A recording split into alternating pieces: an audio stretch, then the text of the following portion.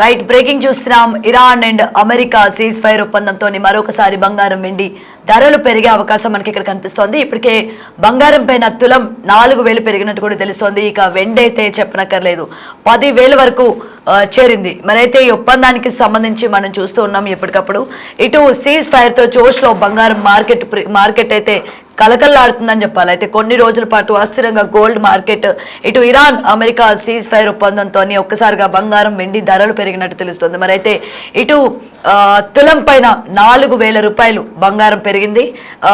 దీంతో హైదరాబాద్ మార్కెట్లో తులం బంగారం 1,54,000కు చేరింది. అయితే మరోవైపు ఏకంగా 10,000 వెండి పెరిగినట్టు కూడా మనం చూస్తున్నాం. ఇటు వచ్చేసరికి కిలో వెండి 2,65,000కు చేరింది. అయితే ఊహించని విధంగా పెరిగిన బంగారం వెండి ధరలు మనం చూస్తున్నాం. మరైతే ముఖ్యంగా ఈ యొక్క డిమాండ్ అంటే ఇటు Iran and America ceasefire ఒప్పందంతో మరొకసారి బంగారం అండ్ వెండి ఇప్పటికైనా తగ్గుతుంది అని చెప్పి ఇటు బంగారం ప్రియులు అందరూ కూడా వెయిట్ చేస్తూ ఉన్న తరుణంలోని మరొకసారి ఈ అనూహ్యంగా పెరగడం అనేది మనం చూస్తున్నాం. మార్కెట్లోని ఏ విధంగా ఒక్కసారిగా పెరిగిందో. మరైతే ఇటు బంగారం ముఖ్యంగా తులం పైన 4,000 రూపాయలు ఒక్కసారిగా పెరగడం అన్నది నిజంగా ఆందోళనకరం. ఇటు బంగారం మార్కెట్లలోని ఇది వాళ్ళకి సంతోషకరమైన విషయం అని చెప్పొచ్చు, కానీ ఇటు సాధారణమైన ప్రజలకు ఇది భారీ ఒత్తిడి తీసుకొచ్చే విధంగానే మనం చూస్తూ ఉన్నాం. మరైతే వెండి కూడా ఒక్కసారిగా 10,000 రూపాయలు పెరగడం అన్నది ఇక్కడ మనం ఒకసారి గమనించుకోవాలి. మరైతే ఈ విధంగా పెరగడం అండ్ ఒక ఒప్పందానికి ఆల్రెడీ మనం చూస్తున్నాం. ఇరాన్ అండ్ అమెరికాకి సంబంధించి సీజ్ ఫైర్ ఒప్పందం అన్నది మనం చూస్తూ ఉన్నాం కదా. మరైతే ఇదే కొనసాగినట్లయితే అంటే ఎన్ని రోజుల పాటు ఈ విధంగా బంగారం అలాగే వెండి ధరలు పెరిగే అవకాశం ఉంటుంది? ఇది స్థిరంగా ఉంటుందా, లేకపోతే ఇంకా ఒప్పందం అయిపోయిన తర్వాత ఇది అంటే మళ్ళీ తగ్గి తర్వాత కంటిన్యూ అయ్యే అవకాశాలు ఉన్నాయా అని దాని గురించి పూర్తిగా తెలుసుకుందాం. ఈరోజు మాతో పాటు లైవ్లో జాయిన్ అవుతూ ఉన్నారు బిజినెస్ అనలిస్ట్ సత్యనారాయణ గారు. రైట్, నమస్తే సత్యనారాయణ గారు. రైట్, అయితే మనం ఇక్కడ ఇరాన్ అండ్ అమెరికాకి సంబంధించి ఈ ఒప్పందంలోనే అంటే ఒక్కసారిగా మనం ఊహించిందే బంగారం రేటు అలాగే వెండి మళ్ళీ పెరుగుతుంది అని చెప్పి. మరి అయితే తులం పైన 4,000 రూపాయలు ఇక్కడ బంగారం మీద, అలాగే అక్కడ వెండి పైన కూడా 10,000 రూపాయలు పెరగడం, దీన్ని మనం ఎలా చూడొచ్చు అంటారు? ఓకే, గోల్డ్ అయితే 4,000 పెరిగింది, కానీ సిల్వర్ 14,000 వరకు పెరిగింది. 10,000 కాదు, 14,000 పెరిగింది. 6% పెరిగింది అది సిల్వర్. గోల్డ్ వచ్చి 2.5% పెరిగింది. మనం చూడవలసింది ఏంటిదంటే, ఏదైతే ఇరాన్ అమెరికా వారు 15 రోజుల పాటు విరమించడం జరిగిందో అప్పుడు పెరగడం జరిగింది. అన్ని ఇప్పుడు వరల్డ్ మార్కెట్ తో పాటు మన గోల్డ్ సిల్వర్ కూడా పాజిటివ్ లోనే రావడం జరిగింది. ఒక్కసారిగా బ్రెంట్ ఆయిల్ ఏదైతే ఉందో 15% పట్టడం జరిగింది. నిన్న $108-110 ట్రేడ్ అవుతున్నది ఒక్కసారిగా $95 రావడం జరిగింది. 15% పడేటప్పటికి వరల్డ్ మార్కెట్లు అన్ని కూడా పాజిటివ్ లోకి రావడం జరిగింది. దాంతో మన మార్కెట్ కూడా పెరగడం జరిగింది. గోల్డ్ సిల్వర్ ఈ చర్చలు అయ్యేంత వరకు అంటే ఇది ఇరాన్ అమెరికా ఏదైతే 15 రోజులు విరామం ఉందో దాంతో హర్ముజ్ జల్సన్ ఓపెన్ చేయటం, ఈ హర్ముజ్ జల్సన్ నుంచి ఏవైతే నౌకలు మళ్ళీ రాకపోకలు ఏవైతే జరుగుతాయో ఆటోమేటిక్ గా ఈ చర్చల అనంతరం చర్చల అనంతరం వరకు 15 రోజుల పాటు అయితే మార్కెట్ మామూలుగానే ఉంటుంది, పాజిటివ్ లోనే ఉంటుంది. మళ్ళీ ఈ 10వ తారీఖు లెబనాన్ లో ఈ చర్చల గురించి డిస్కషన్ ఉంటుంది. అప్పుడు మళ్ళీ మార్కెట్ ఏం జరుగుతుంది అనేది చూడాలి. మనము ఎంతసేపటికి మనం చూడవలసింది ఏంటిది అంటే ఇవాళ అంటే మార్కెట్ పెరిగినా కానీ పాజిటివే, అంటే ఏదైనా జరిగినప్పుడు సింపుల్ గా ఒకటేసారి అనమాట, అంటే గ్యాప్ అప్లు కానీ గ్యాప్ డౌన్ కానీ జరుగుతాయి. అయితే వాళ్ళు ఇప్పుడు ఈ సీజ్ ఫైర్ అంటారు, అంటే ఈ 15 రోజుల విరామానికి వాళ్ళు కొన్ని కండిషన్స్ పెట్టడం జరిగింది. ఆ కండిషన్స్ ఎంతవరకు వాళ్ళు చేయగలుగుతారు ఏంటిది అనేది దాని మీద బేస్ అవుతుంది. ఆ 10 అంశాలు ఏమిటి అంటే, ఎవరైతే ఇరాన్ అంటే ఇస్లామాబాద్ లో ఏదైతే ఏప్రిల్ 10వ తారీఖు జరగబోతుందో దానికోసానికి వాళ్ళు ఒక 10 సూత్రాల ప్రణాళికతోటి షరతులు పెట్టడం జరిగింది. ఇది ఇరాన్ వాళ్ళు. ఈ ఇరాన్ వాళ్ళు ఏవైతే అంటే చర్చలకి ఏమేమి ఉంటాయి అనేది అయితే ఒకటేంటిది, అహింస పట్ల నిబద్ధత, రెండవది ఈ హర్మూజ్ జలసంధి ఏదైతే ఉందో ఇరాన్ నియంత్రణలోనే ఉండాలనేది. అయితే ఇరాన్ యురేనియం సుసంపన్నత ఏదైతే కార్యక్రమం ఉందో వాళ్ళని అంగీకరించాలి. అన్ని ప్రాథమిక ఆంక్షలు ఏదైతే ఉన్నాయో ఆ కండిషన్స్ అన్ని ఎత్తివేయాలి. మళ్ళీ ద్వితీయ ఆంక్షలు, ప్రాథమిక ద్వితీయ ఆంక్షలు ఎత్తేయాలి. తర్వాత ఐక్యరాజ్య సమితి భద్రతా మండలి ఈ తీర్మానాలు ఏవైతే చేసిరో అవి రద్దు చేయాలి. ఈ గవర్నర్ల బోర్డు తీర్మానాలన్నింటినీ కూడా రద్దు చేయాలి. తర్వాత ఇరాన్కి ఇప్పుడు జరిగినటువంటి నష్టపరిహారం ఇవ్వాలి. తర్వాత ఇప్పుడు అమెరికా దళాలు ఇరాన్ ప్రాంతంలోనే వాళ్ళందరూ కూడా మళ్ళీ ఆ దళాలన్నీ వెళ్ళిపోవాలి. మళ్ళీ ఇప్పుడు ఈ 10వ అంటే లెబనాన్ తో సహా ఏదైతే 10వ తారీఖు ఇస్లామాబాద్ లో చర్చలు జరుగుతాయి. ఈ చర్చలు జరిగేదానికి ఏంటిది వ్యవహారం, ఈ మధ్యలో పాకిస్తాన్ మధ్యవర్తిత్వం వహిస్తుంది. ఇది 15 రోజుల మధ్యలో జరుగుతాయి. అంటే ఇప్పుడు 10వ తారీఖు నుంచి చర్చలు జరుగుతాయి. ఇది 15 రోజుల పాటు చర్చలు జరుగుతాయి. ఈ 15 రోజుల పాటు జరిగిన తర్వాత మళ్ళీ ఏం జరుగుతుంది, సఫలీకృతమా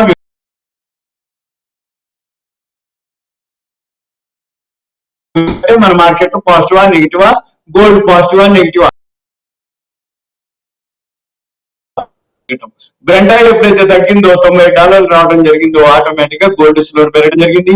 ఈ గోల్డ్ సిల్వర్ తో పాటు మన షేర్ మార్కెట్ కూడా పాజిటివ్ లోకి రావడం జరిగింది.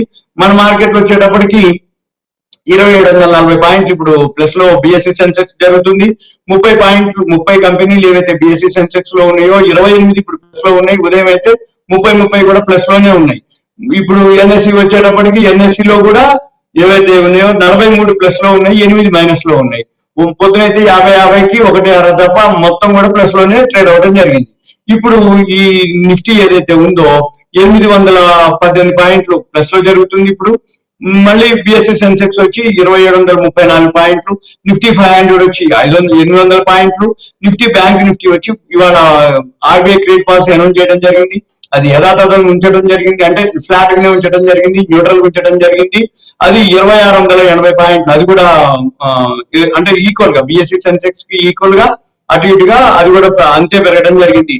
ఐటీ సెక్టార్ మాత్రం మామూలుగానే ఉంది. ఎందుకంటే ఎప్పుడైనా కానీ ఈ ఈ విధంగా జరిగినప్పుడు మార్కెట్ బాగా పెరిగినప్పుడు రూపాయి బలోపేతం అవుతుంది. రూపాయి బలోపేతం అయినప్పుడు డాలర్ వీక్ అవుతుంది. రూపాయి బలం అయినప్పుడు ఆటోమేటిక్ గా ఐటీ కంపెనీ కొంచెం నెగిటివ్ ఉంటుంది. అందుకనే ఈ రోజు ఓన్లీ 80 పాయింట్లే పెరిగింది ఏది ఐటీ సెక్టార్. మిగిలిన సెక్టార్లు అన్ని mid cap sector, BSc bank sector. BSc bank అయితే 3070 వరకు పాయింట్లు పెరిగింది. నిఫ్టీ 200 500 పాయింట్స్ పెరిగింది. నిఫ్టీ 100 893 పాయింట్స్ పెరిగింది. నిఫ్టీ స్మాల్ క్యాప్ 325, బిఎస్సి 500 1245 పాయింట్లు పెరిగింది. బిఎస్సి 100 882 పాయింట్లు. అంటే ఒక్కసారిగా ఇంత పెరిగేటప్పటికి మన యొక్క మార్కెట్ క్యాపిటలైజేషన్ 15 లక్షల కోట్ల రూపాయలు మన యొక్క మార్కెట్ క్యాపిటలైజేషన్ పెరగడం జరిగింది. ఇది మెయిన్ రీజన్ అన్నమాట. అయిన తర్వాత ఇది ఎంతవరకు ఏంటిది అనేది ఒకటి. ఇవాళ బుధవారం ఈ నిఫ్టీ ఏదైతే ఉందో వీక్లీ ఓపెనింగ్ డే అన్నమాట, అదొక రీజన్.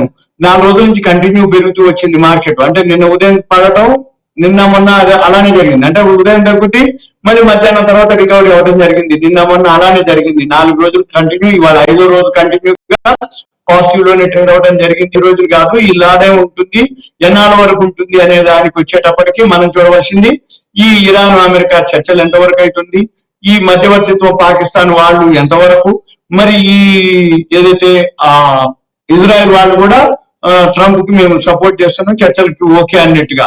అయితే ఇవన్నీ చర్చలు కనుక సఫలీకృతం అయితేనో మళ్ళీ మార్కెట్ లో ఉంటాయి. ఎప్పుడైనా కానీ ఈ హర్ముజ్ జలసంధి ఓపెన్ అవ్వాలి, ఈ నౌకలు ఏవైతే ఉన్నాయో రాకపోకలు జరగాలి.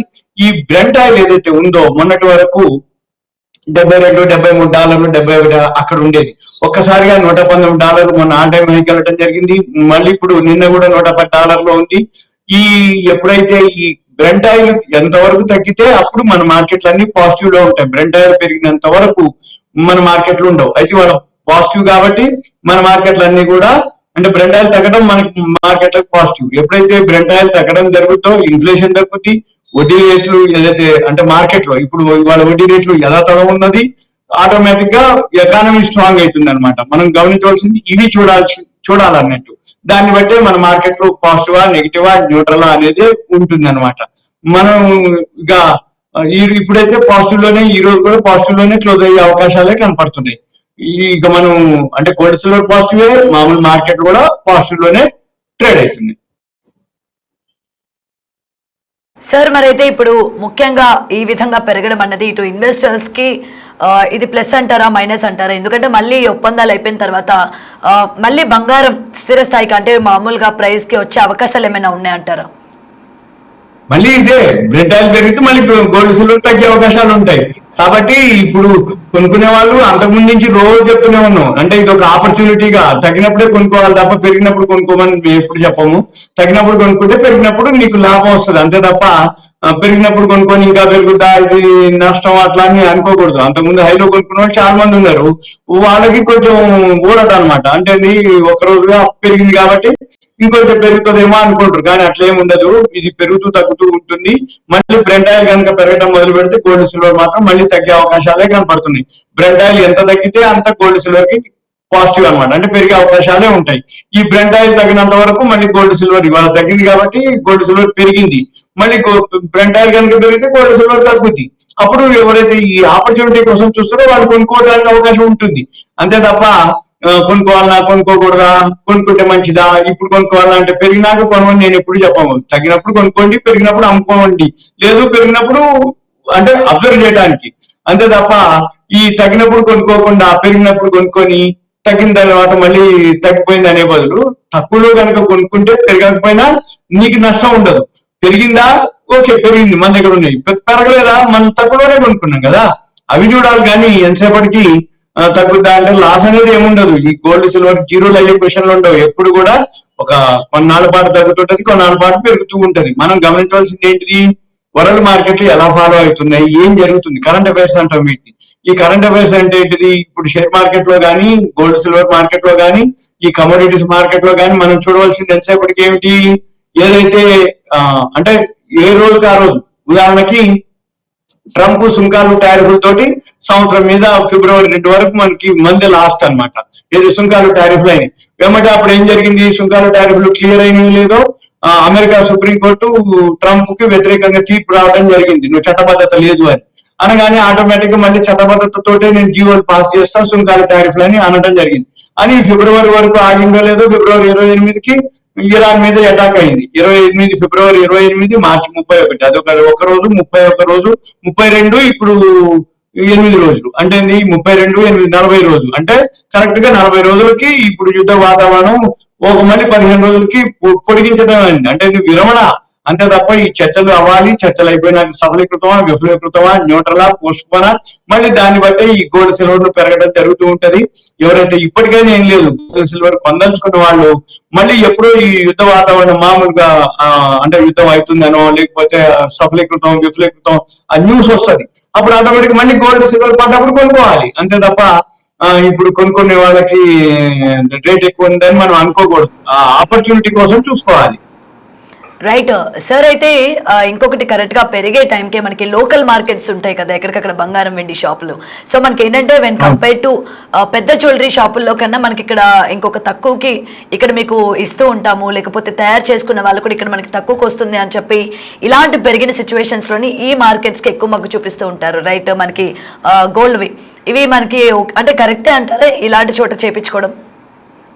కాదు, దీంట్లో 4 రకాలు ఉంటుంది. ఇప్పుడు సిల్వర్ ఉంది, 999.99 ప్యూరిటీ ఉంటుంది, 999 ప్యూరిటీ ఉంటుంది, స్వస్తిక్ ప్యూరిటీ ఉంటుంది, రీసైకిల్ సిల్వర్ ప్యూరిటీ ఉంటుంది. అయితే 999.99 ప్యూరిటీ ఏంటిదంటే ఇంతవరకు వాడనటువంటిది, అది అసలు ఒరిజినల్, అది కొనుక్కోవాలి. అంటే అది కొనేటప్పుడు ఎక్కువనే ఉంటుంది, అమ్మేటప్పుడు కూడా ఎక్కువనే ఉంటుంది. తర్వాత వచ్చి 999 ప్యూరిటీ ఉంటుంది. తర్వాత వచ్చి స్వస్తిక్ ప్యూరిటీ ఉంటుంది. స్వస్తిక్ అనే బ్రాండ్ అనమాట, అది రేట్ తక్కువ ఉంటుంది, దాంట్లో ప్యూరిటీ తక్కువ ఉంటుంది, అంటే క్వాలిటీ. నెక్స్ట్ వచ్చి రీసైకిల్ సిల్వర్ ఉంటుంది, అది ఇంకా ప్యూరిటీ తక్కువ ఉంటుంది. ప్యూరిటీ అంటే ఏంటి, స్వచ్ఛత. ఈ స్వచ్ఛత అంటే ఏంటిది, రీసైకిల్ సిల్వర్ నుంచి తయారైనటువంటిది అనమాట. అంటే నువ్వు ఒకసారి యూజ్ చేసింది అంటే అది కొనేటప్పుడు తక్కువనే ఉంటుంది, అమ్మేటప్పుడు కూడా తక్కువనే ఉంటుంది. కాబట్టి మనం గమనించవలసింది ఎంతసేపటికి ఏమిటి అంటే మనం హైలో ఉందా లోలో ఉందా రేట్ తక్కువ ఉందని చెప్పేసి మనం విలేజెస్ లో కానీ డిస్టిక్లలో కానీ చాలా వరకు అక్కడ ఏం చేస్తారు అంటే పైసలు తీసుకుంటారు, వాళ్ళు డెలివరీ ఇవ్వరు. మళ్ళీ ఏం జరుగుతుంది, సిటీకి వచ్చి తీసుకొచ్చి ఇస్తామని అంటారు, రోజులు గడుస్తాయి. అందుకని అటువంటివి చేయొద్దు. ఏదైనా ఉంటే అవసరం అనుకుంటే దగ్గరలో ఉన్న సిటీకి పోవాలి, పెద్ద షాప్ లో బ్రాండ్ షాప్ లో కొనుక్కోవాలి, అక్కడే పైసలు ఇవ్వాలి. ఎక్రాస్ ద టేబుల్ అంటారు, అంటే కొనుక్కున్నవా నీ సరుకు నీకు వచ్చేయాలి, అమ్మినవా నీకు ఎక్రాస్ ద టేబుల్ క్యాష్ రావాలి. విలేజెస్ లలో డిస్ట్రిక్ట్ లలో అట్లా ఇవ్వరు. కొన్నా తర్వాత ఇస్తారు, అమ్మినా కూడా పైసలు ఏమంటే ఇయ్యరు, తర్వాత ఇస్తారు. అంటే నువ్వు ముందు సరుకు తీసుకుంటారు, పేమెంట్ తర్వాత ఇస్తారు. కొంటేనో ముందు పైసలు తీసుకుంటారు, తర్వాత పేమెంట్ ఇస్తారు. ఏంటిదంటే వాళ్ళు ఏం చెప్తారు, మేము సిటీకి పోవాలి, అక్కడ మా దగ్గర ఏం స్టాక్ ఉండదు, మేము అక్కడికి వెళ్ళి కొనుక్కొని రావాలి కాబట్టి నాకు టైం కావాలంటాడు. అమ్మినప్పుడు కూడా మళ్ళీ నేను అక్కడ ఇవ్వాలి, నేను డెలివరీ ఇచ్చి పైసలు తీసుకురావాలి కాబట్టి నాకు టైం కావాలంటాడు. అది నిజంగా జరిగేది కూడా అలానే. కాకపోతే మనం ఏం చేయాలి, అవన్నీ బదులు మనమే నేరుగా ఎక్కడైతే మనకి దగ్గరలో ఉన్నటువంటి పెద్ద సిటీకి వెళ్ళిపోయి అక్కడనే మనం కొనుక్కోవటమా అమ్ముకోవటమా ఎక్రాస్ ద టేబుల్ చేసుకోవాలి. Thank you. Okay, thank you. Right, మనం చూస్తూ ఉన్నాం ఏ విధంగా గోల్డ్ అలాగే సిల్వర్ రేట్లు మనకి పెరుగుతూ ఉన్నాయో. ముఖ్యంగా ఇలాంటి టైంలోని ఇన్వెస్ట్ చేసే వాళ్ళు కరెక్ట్ టైంకి మనం చేయొచ్చా లేదా, లేకపోతే బంగారం కొనే వాళ్ళు అలాగే బంగారం అమ్మే వాళ్ళకి కూడా ఇప్పుడు మనకి బంగారం రేట్ పెరిగింది కదా, ఈ టైంకి మనం చక్కగా అమ్మేద్దాం. ఎందుకంటే గతంలోని మనం 1,00,000 రూపాయలకి లేకపోతే 60,000కి తులం కొన్నాం కదా, ఇప్పుడు మనకి దానికి ఎక్కువ శాతం మనకు వస్తుంది అని చెప్పి అమ్మడానికి ట్రై చేస్తూ ఉంటారు, లేకపోతే కొనడానికి ట్రై చేస్తూ ఉంటారు. మరి ఇలాంటి పరిస్థితుల్లోని అది మనం అమ్మొచ్చా, లేకపోతే కొత్తగా బంగారం కొనేవాళ్ళు, ముఖ్యంగా ఇదంతా పెళ్లిళ్ళ సీజన్ కాబట్టి ఇంత 1,50,000 దాటింది కాబట్టి ఇప్పుడు మనం కొనొచ్చా లేదకుండా అని కూడా చాలా మంది ఆలోచిస్తూ ఉంటారు.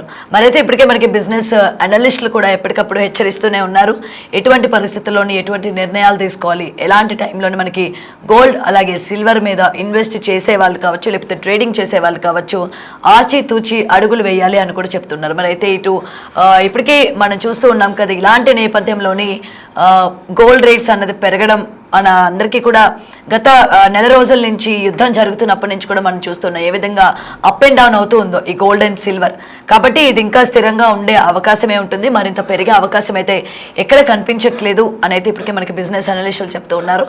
కాబట్టి ముఖ్యంగా పెళ్లిళ్ళ సీజన్ అని హరిబరి అయిపోయి ఎక్కువలోని మనం కొనేయాలి, రేపు పొద్దున మళ్ళీ ఇది 2 లక్షలకి వెళ్ళే అవకాశం ఉంటుంది అని చెప్పి ఎవరు కంగారు పడద్దు. ఇన్వెస్ట్ చేసే వాళ్ళు కూడా రేపు పొద్దున పెరిగిపోతుంది అండ్ ఇప్పుడే మనం ఇన్వెస్ట్ చేసేయాలి అని కూడా తొందరపడద్దు అని చెప్పి అందరినీ హెచ్చరిస్తూ ఉన్నారు. మరి చూడాలి రానున్న రోజుల్లోని ఈ గోల్డ్ అలాగే సిల్వర్ యొక్క రేట్లు ఏ విధంగా ఉంటాయి, ఇవి తగ్గుతాయా, మరింత పెరిగే అవకాశాలే ఉన్నాయా అన్నది వేచి చూడాల్సింది.